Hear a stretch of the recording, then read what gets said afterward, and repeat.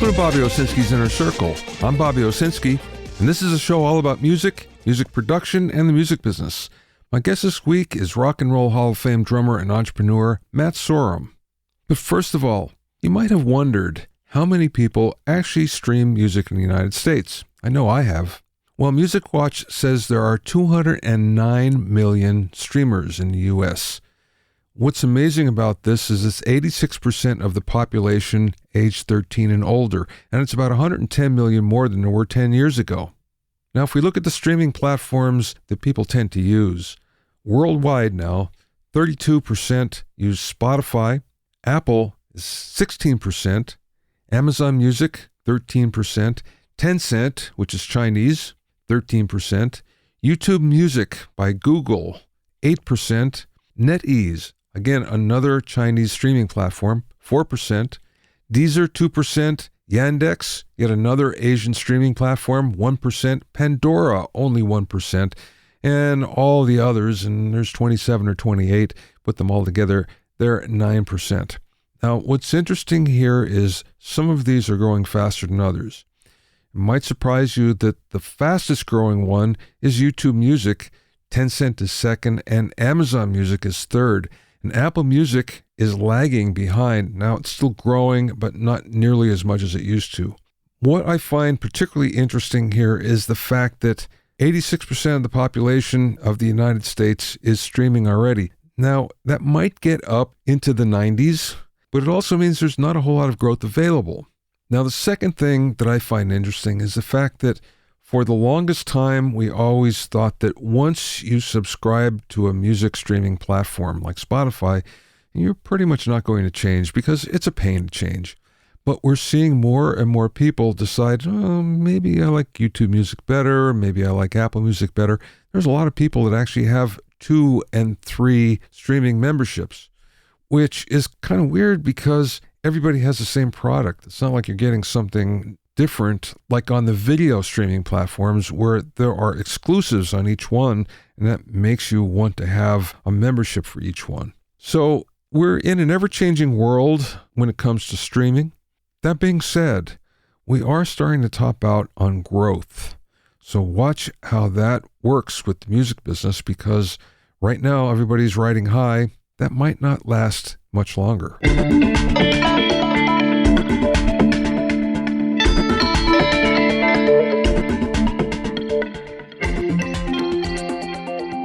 If you have any questions or comments, you can send them to questions@bobbyowsinski.com. Don't forget about my online courses on mixing, production, branding, and music business success at bobbyowsinskicourses.com. Also, get an expert analysis and objective opinion of your songs and mixes as a member of my Hitmakers Club. Go to hitmakersclub.com to learn more.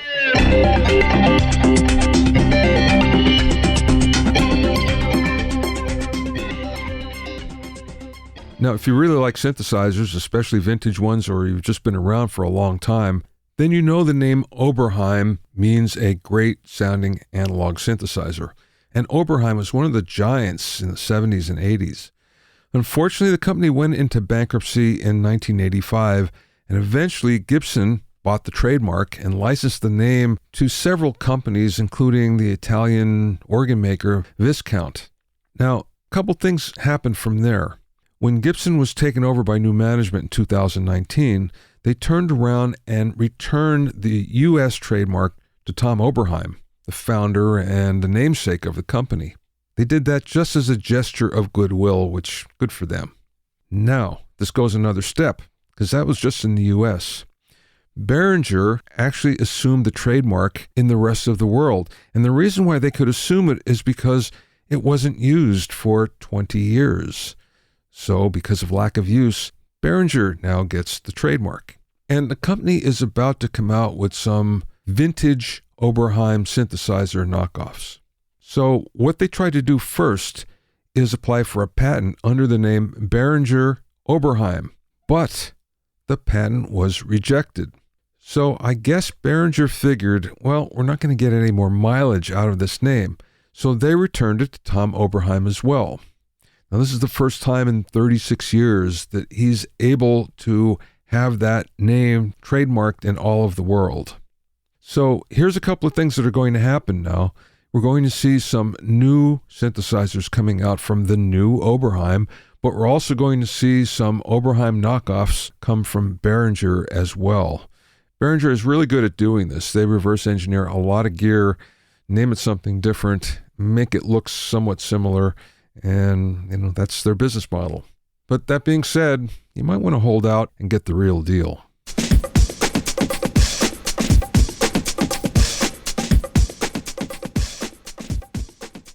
My guest this week is Rock and Roll Hall of Fame drummer Matt Sorum, who held the drum chair for Guns N' Roses for 7 years, as well as stints with the Cult and Velvet Revolver. Matt's reputation as a musician's musician has placed him squarely at the center of Hollywood's A-list community of artists, working on projects with legends like Alice Cooper, Steven Tyler and Joe Perry of Aerosmith, Billy F. Gibbons from ZZ Top, Joe Elliott from Def Leppard, Robin Zander from Cheap Trick, and Brian May from Queen. Quite the entrepreneur as a founder of 6 startup companies, Matt sits on the Global Blockchain Business Council at UCLA and has spoken at the World Economic Forum in Davos, Switzerland. He's even created his own beer line, appropriately named The Drummer.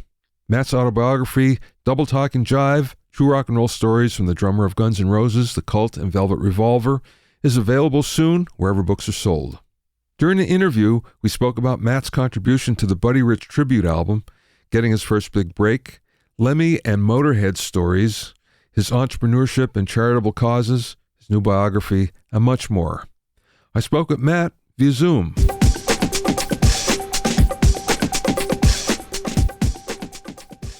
Let's start back at the beginning, though. I want to know how you got into the music business originally. How did it all happen? Well, I luckily grew up in the 60s. I was born in Long Beach, California.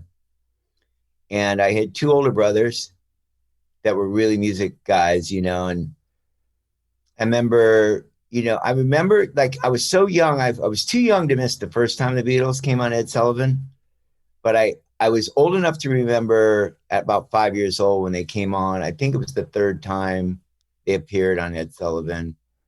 And that was a big deal for families in those days. On a Sunday night, you would sit in front of the variety show. So there we were, plopped on the couch watching the RCA television, the big box, right? And popcorn, stuff like that. And Ringo just caught my eye, man. And I was a little kid, I was 5 years old. And that was it. I pointed at the TV and I said to my mom, he was like a cartoon character, they all were. And that was pretty much it. That was the pinnacle moment. And, years later, I got to meet him and I told him that. And he says, I said, "You're the reason I'm a drummer." And he said, "I hear that all the time."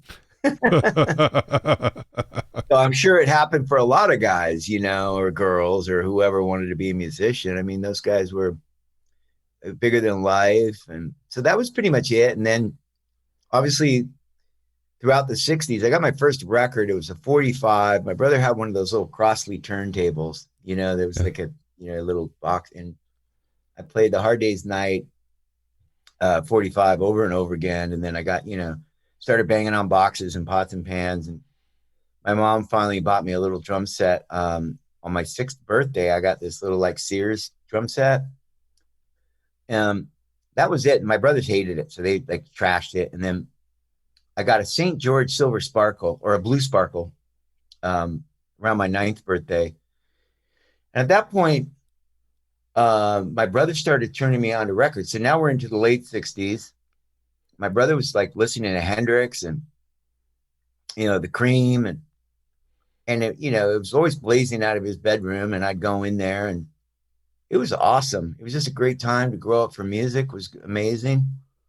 And when the 70s hit, that was pretty much it for me. I was like already in a band in junior high school. I had a band in high school, and it was all about Keith Moon. I wore a white jumpsuit.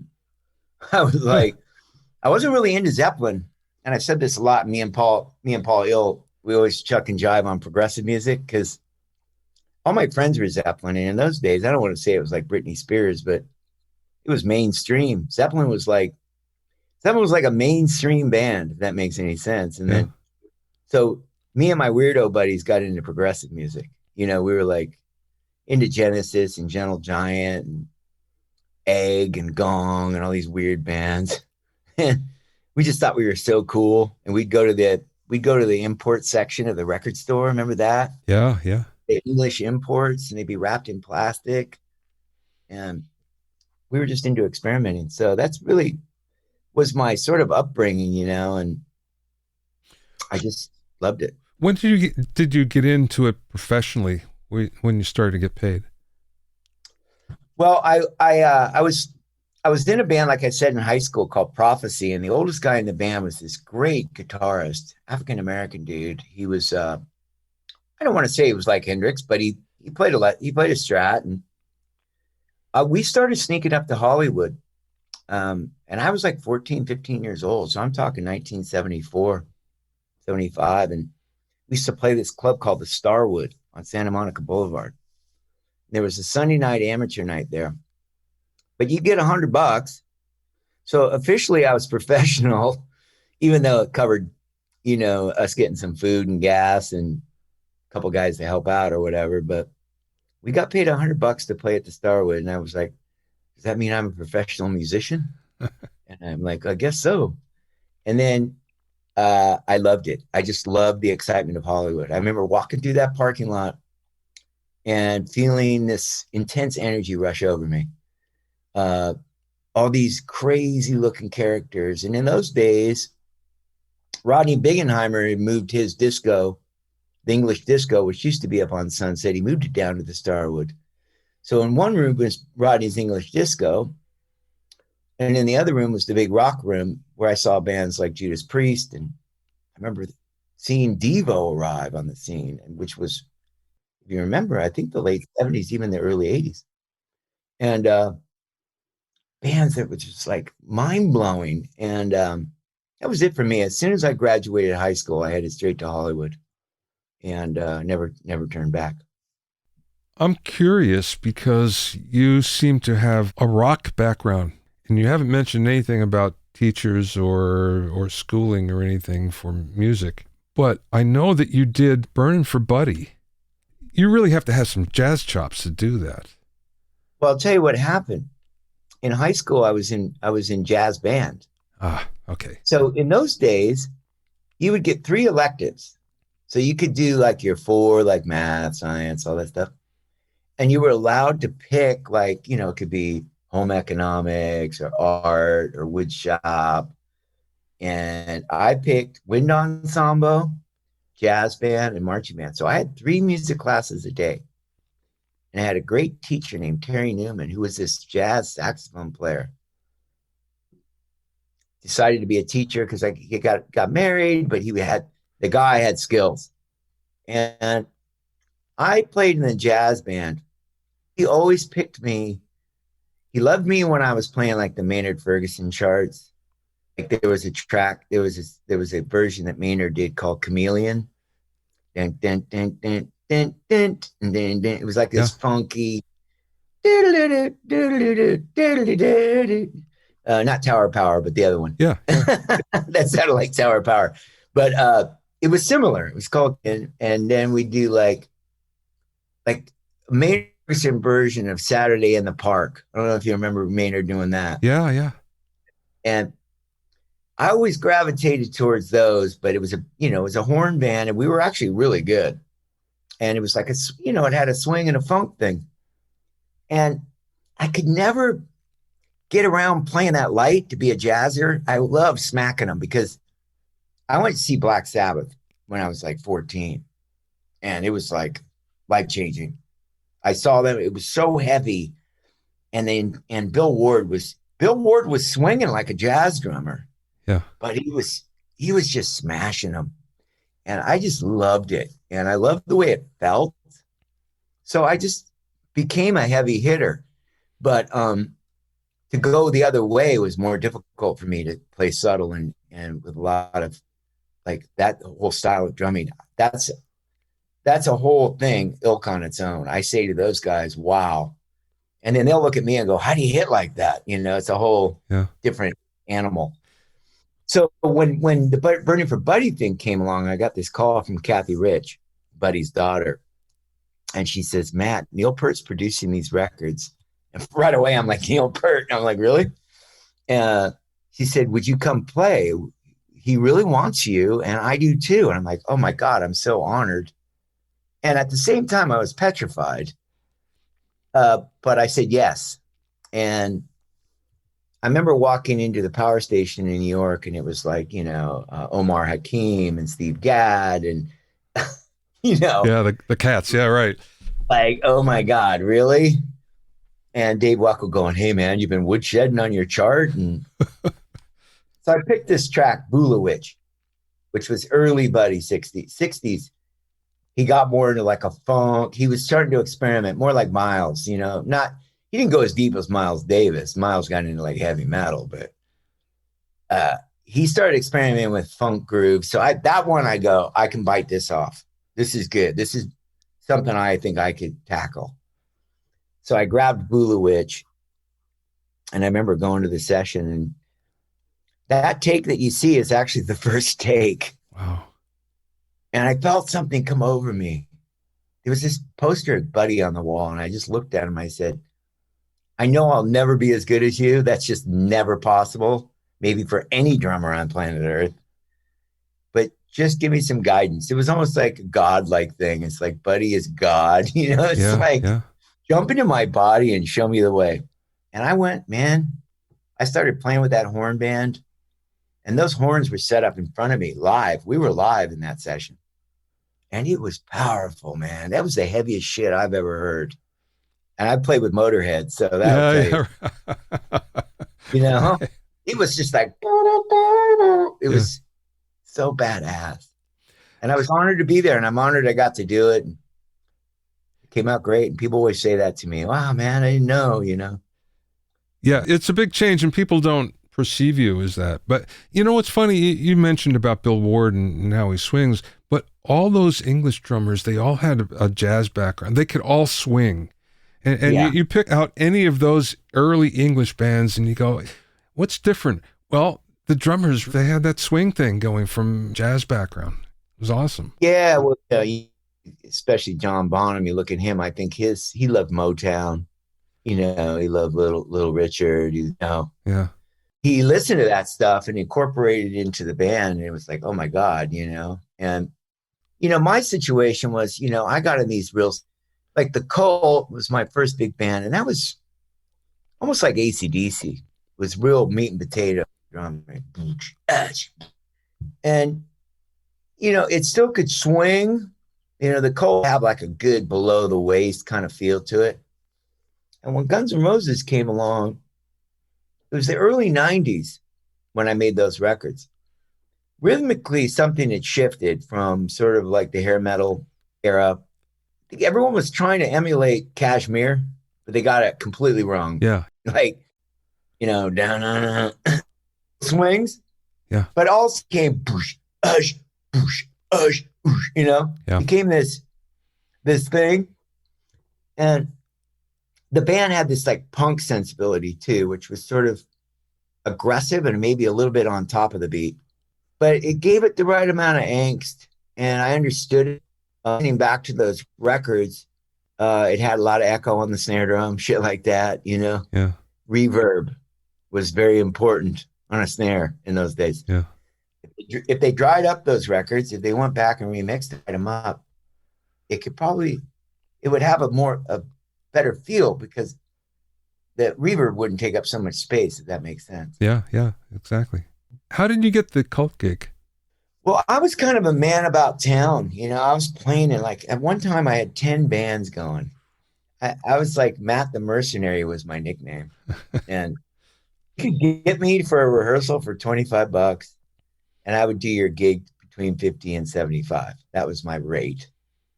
And I was really fast. I was a fast learner. And I could read and everything, but I could listen and pick it up. Like even this happened, I've gone on gigs and be like, hey, we got to learn these 10 songs and we're going to play those, tomorrow, and for a drummer, it's not as difficult because you don't have to hit notes, but I just had that knack. I could go and do a lot of play, a lot of gigs. So guys started hearing about me, and there was this really cool drummer, and we were sort of in line, this drummer named Pat Torpey. And he was playing with Jimmy Page and Robert Plant when they went out and did that tour, just the two of them. And the Cult saw him first, Pat in the band. And Pat goes, I can't do it. I'm starting a band called Mr. Big, but I know this guy. And it was always me replacing him or him replacing me, you know?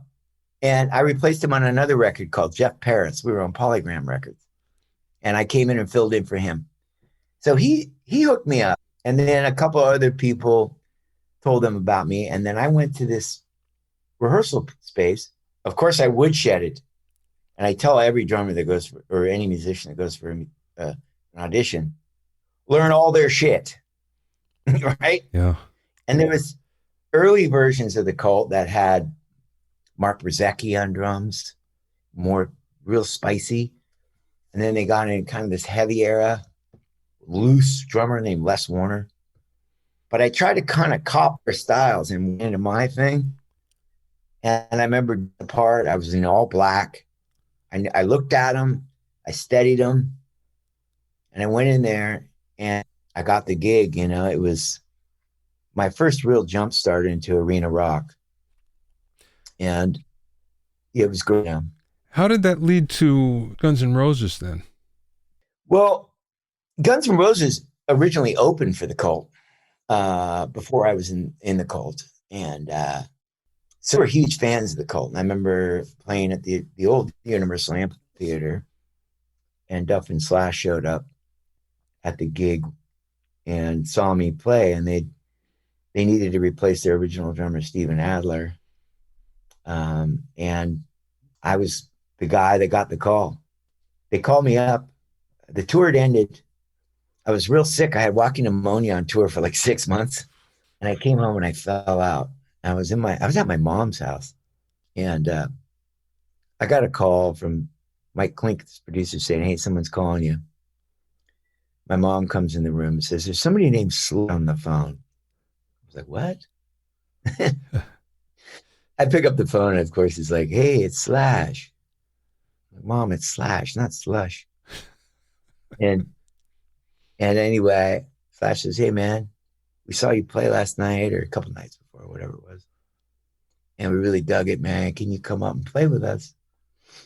So I went up to LA, and I moved into the Oakwood Apartments off Barham Drive. You know what that is? Oh, yeah. The rock and roll like apartment building. You know, like divorcees or, you know, band guys or wayward people. And went down and started playing with the guys on the intention that I was just going to record the records. And we just hit it off. I could drink with them. I was a good drinker.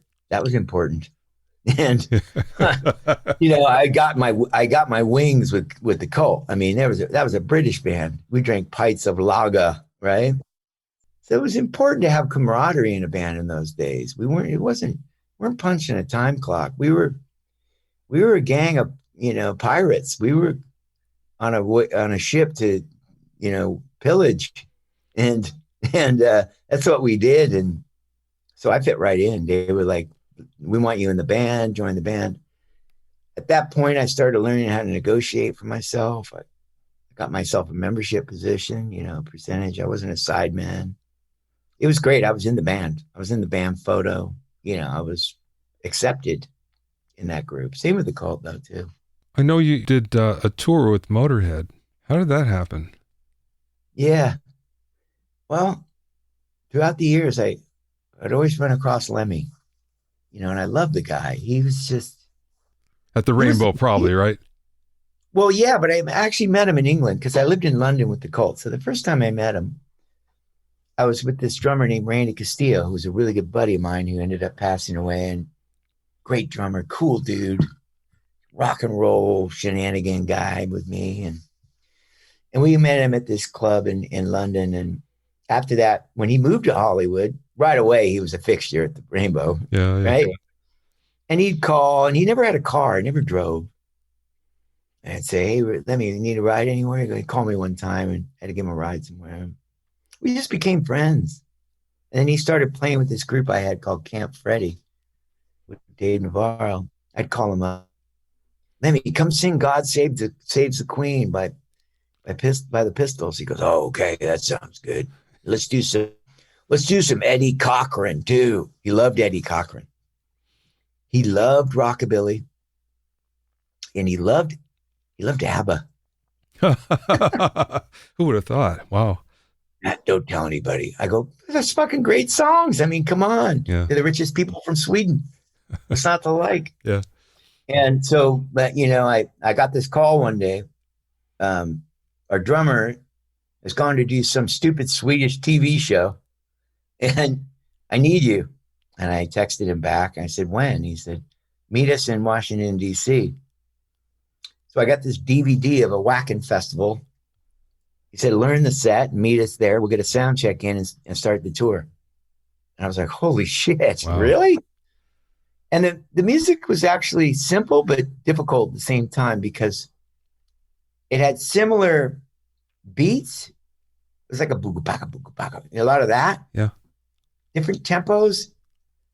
And I couldn't decipher some of them. It was like, holy shit, is this? So I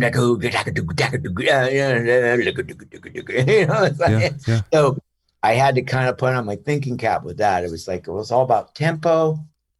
How hard did I have to put on the aggression? It was like a lot of intensity.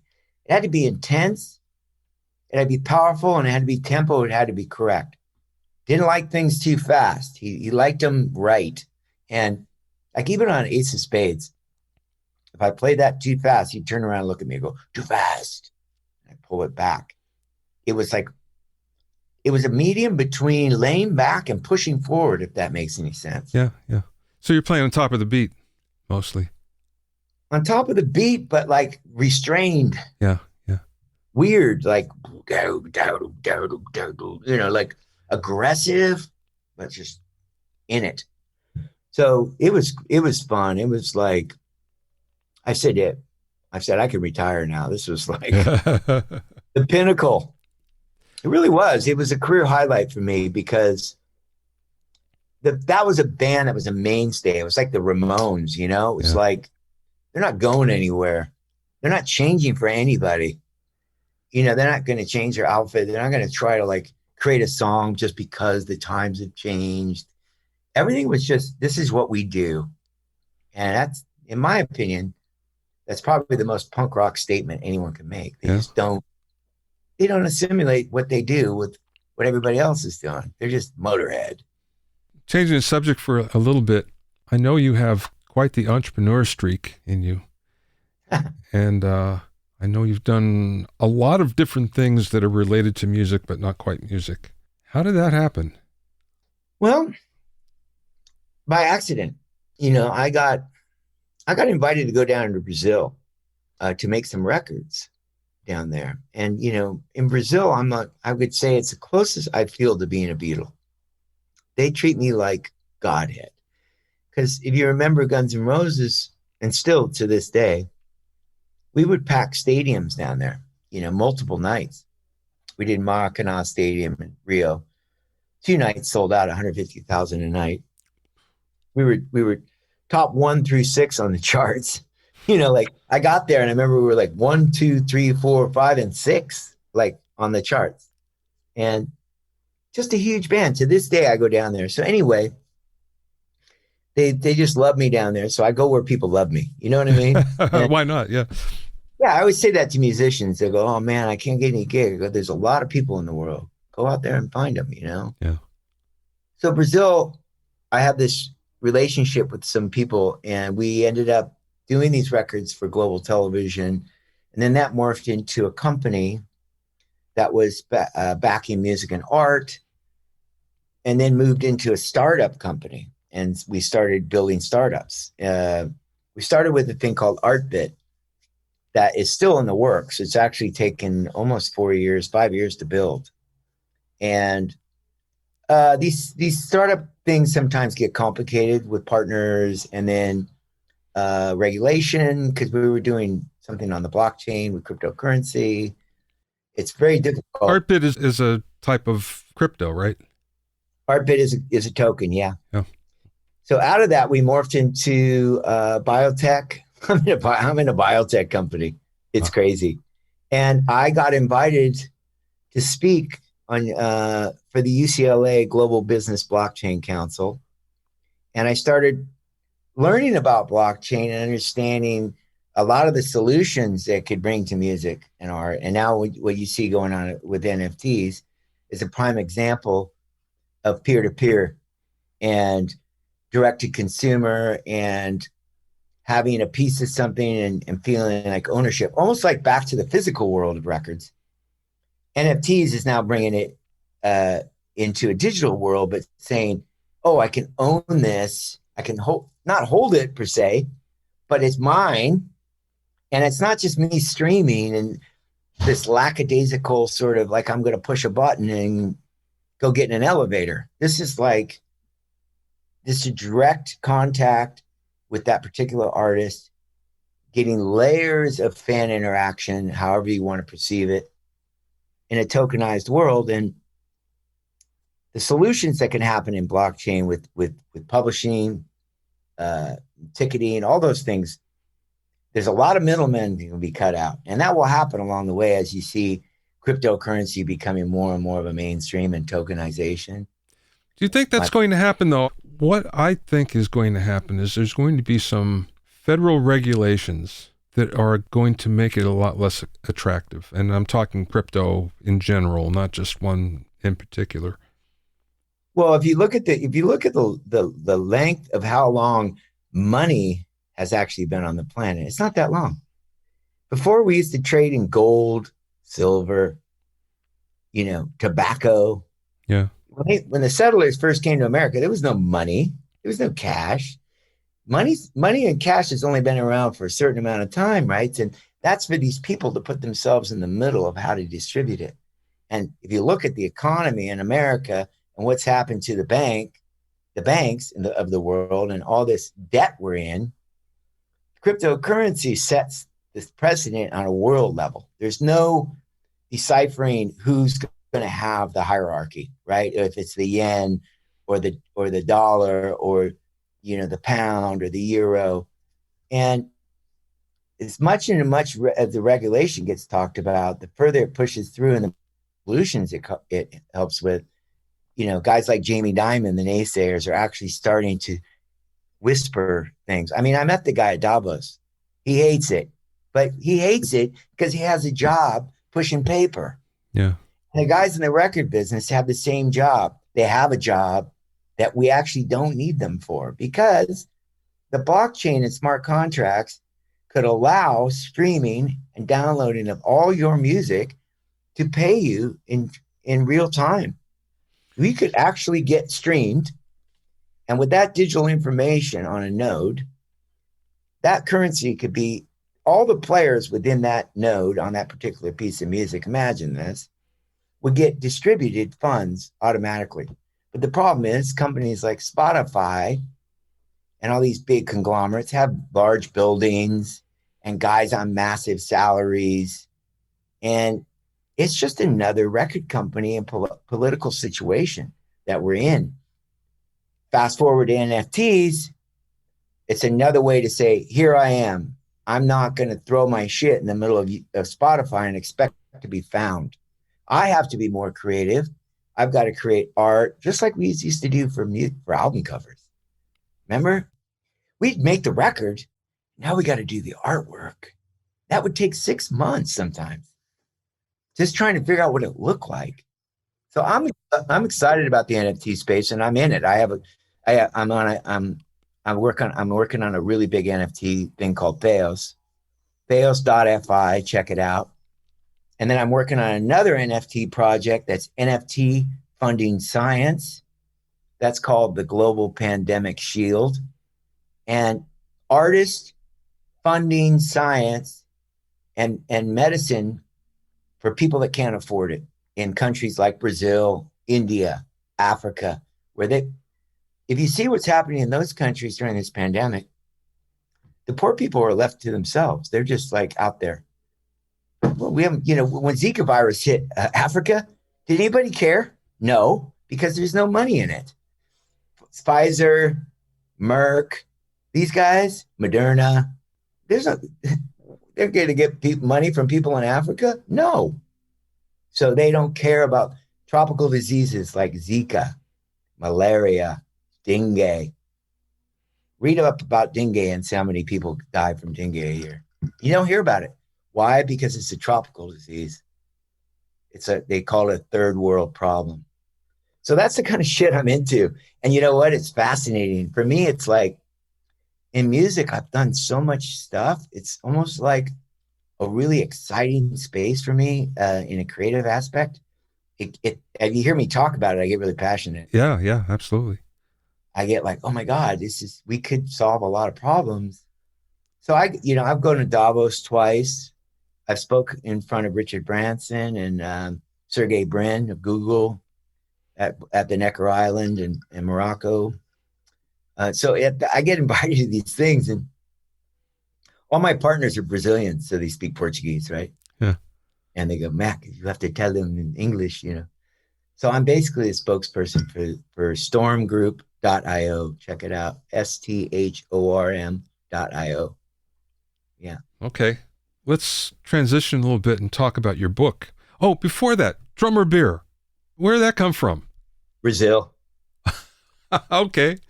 Yeah, it was really funny because I always loved Brazil, right? Like I remember going to Brazil and going, wow, what is this stuff? Açaí. I was eating that stuff in 1990 when I was down there. And now I was like, we need to bring this to America. And I could have done that 20, 30 years ago, but I didn't. And then I saw those sandals down in Brazil called Havaianas. And these are great. You should bring these to America. So I was always into this drink called cachaça, which is a Brazilian tequila in a way. It's made from sugarcane. And everyone drinks it in Brazil. It's like almost kind of like a tequila, and they mix it with lime and sugar. It's like a margarita in a way. Yeah. And I was like, man, I really wanted to do this cachaça. And I called my friend Sammy Hagar, who's the rest is history and what he did with tequila, $100 million deal. He says, yeah, it's a great brand, but the name, it's tough. Cachaça. I go, yeah, you're right. So I ran across this guy. I was down there with my blockchain buddies, and this beautiful distillery outside of Sao Paulo called Piracicaba. And I drove out there to the sugarcane mill. And guy says, and Gustavo, he says, I want to make you a beer. And I said, let's call it O Baterista, which is Portuguese for the drummer. He goes, no, English, the drummer. I go, I'm in. That was it. It's coming, it'll launch in America September 1st at Bristol Farms. What does it taste like? Can you compare it? It's an American lager. It's made with Belgian hops. The distillery is Belgian style, but it's an American lager. And then we're going to do 2 IPAs. And I'm really tight with the guys at Bristol Farms. They have 12 stores here. So we're going to start there. And then I'm going to do a lot of stuff online, like fun, like drum circles and stuff. Yeah. And start creating like a rhythm vibe, like based on the rhythm, the rhythm of your life, the drummer, blah, blah, blah. So that was just like a fun. And the guy said, I'm going to do it. And he's doing it. And I'm, behind it. So it's cool. I can't wait. Let's talk about your book. So you mentioned before it was 4 years in the making. I know a lot of brain cells die in the making of a book. What brought this on? I don't know. I mean, people would always say to me, I'd tell stories. My wife gets tired of them. She's like, oh, don't tell that one again. And people always say, you got to write a book. You got to write a book. I tried to do it before with a couple other writers. My old friend, Lon Friend, who used to work for Rip Magazine years ago. And the timing was off and wasn't quite in the space where I am now, which I'm very content. I'm like, what? It was like a really good thing to just sort of get it out, and just write it. And I met with these two writers from Sweden. There's like a team, Leif Erikson and Martin Svensson. And these guys in Sweden, they speak better English than we do, Yeah, yeah. And they came to my house in Palm Springs, and we sat there for, we would do 4 or 5 days, and I would just be exhausted. 4 days of just telling stories, right? Yeah. And I would just be wiped out. I'm like, you guys, I can only do 4 days. I'm wiped out. Because it was so, like, a lot of stuff. And it took about a year to get that done and then edit. Then the pandemic hit. I was supposed to go on tour with it. So we just pushed it. I'm like, I can't go do Seth Meyers. Can't go to New York. I was going to do this bookstore tour. So I'm like, you know what? Let's hold on. We went back and I ended up doing this vinyl record that goes with it. I don't know if you saw that. I did, yes. I did an audio record, but just bits and pieces of the book and certain readings. It's almost like a spoken word thing over music. And I recorded it all up in Josh at my friend's Christopher Thorne, who was from the band Blind Melon. We were up in this cool like studio in the mountains and literally stayed up for like 48 hours and tracked the whole thing in 2 days. And it came out really cool. And the book company is called Rare Bird. And they did some cool books. They did a book for Angelica Houston, and she did a spoken word thing. And I listened to it, and I'm like, that's cool. I could do something. And each part of the book that I spoke about had a different musical sensibility. It was like a soundtrack. Yeah. And I'd done it before, so I understand how to bring it to it. And that's going to be vinyl. So when you buy it, you'll get this vinyl record. Oh, that's cool. I think there's a lot of pre-orders, so that's good. Yeah, definitely. What did you learn from doing it? I learned a lot about myself. I look back and I learned that I've changed a lot. And it was interesting because I actually did 3 versions of an edit. And every time I edited, there was a lot of forgiveness in it, which was great. I'm like, man, I don't need to talk like that. Or I don't need to say it that way. Little words that I take out. I'm like, I don't need to. That sounds bitter. I'm not going to change that. I'm not bitter, but I sound bitter. Yeah. Or any kind of resentful sort of thing that I might have worded it a certain way that it just came out like pointing a finger so that was a really great learning process for me to find forgiveness in a lot of the writings and also forgive myself and things that happened along the way. And, like it's a life story. It's just a life story. It's about a kid coming to Hollywood, trying to make it in rock and roll. Train goes off the tracks. It's almost like a VH1, story. But train gets back on the tracks. Hardest part to write was the end of the book. Obviously I'm married and I'm happy and I had my first baby, and that's not juicy enough for some people. I'm like, well, sorry. Did you have trouble remembering certain things with accuracy? And the reason why I bring this up is I co-wrote a book, the autobiography of Ken Scott. Ken was one of the 5 Beatle engineers and recorded Bowie and whatever, right?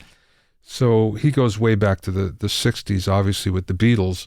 And there was a lot of times when he would go, I just don't remember. And the good thing was I got to talk to a lot of other people, and everybody kind of remembers it differently sometimes. There was one thing in particular.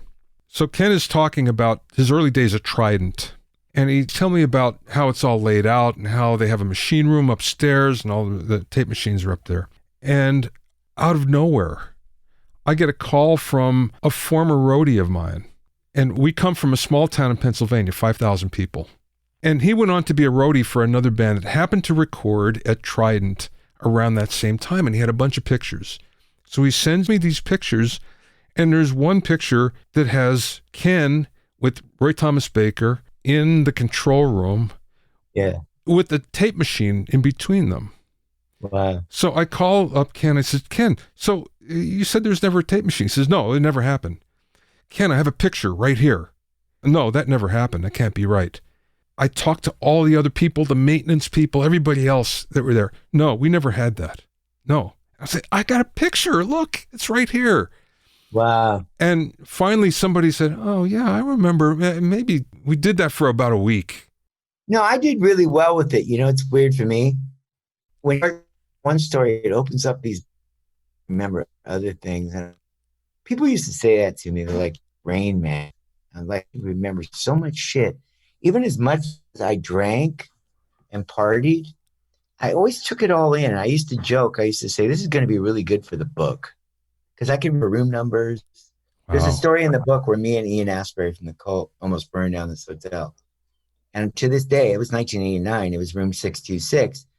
And I would always put things together with why I remember.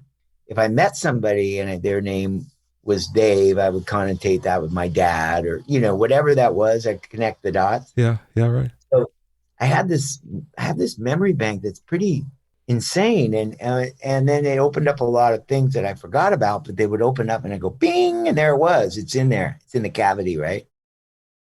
You can find out more about Matt at mattsorum.com. That's Matt, M-A-T-T, Sorum, S-O-R-U-M.com. Thanks for listening and being in my inner circle. Remember, if you have any questions or comments, you can send them to questions@bobbyowsinski.com. To listen to other episodes of Bobby Owsinski's Inner Circle, go to bobbyowsinski.com and select the podcast tab, or go to bobbyowinnercircle.com, or you can find it on Apple Podcasts, Stitcher, Mixcloud, Google Podcasts, Spotify, Deezer, TuneIn Radio, Radio Public, and Podbean. At bobbyowsinski.com and bobbyowinnercircle.com, you'll also find a sign-up form for my newsletter and for alerts for new podcasts. This is Bobby Owsinski. I will see you next time.